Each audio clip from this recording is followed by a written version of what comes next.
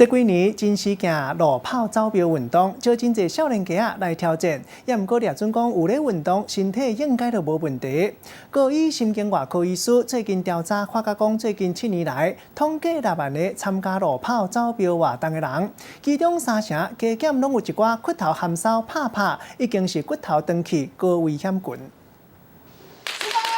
庆生一个崩落，上万人过起骹走。这几年来，真是行这条大路走标，有袂少民众嘛，拢会来参加这款路走。不过，唔通就是讲安尼走运动咧，就会当来预防骨头旧康。我们这次发现，喜好运动的人，还是有一部分的病人有骨质流失的现象。根据高医神经外科医师的调查，这7年来，对7万个路走的人来甲做检查，竟然有3成的民众出现骨质流失的现象。平均测100个人，都有6个人已经骨头旧康，伊家己煞唔知。50岁以后的妇女在台湾基本上都有骨质流失的现象，一半以上。那男生大概是60岁以上，这个骨质疏松的情况就很严重。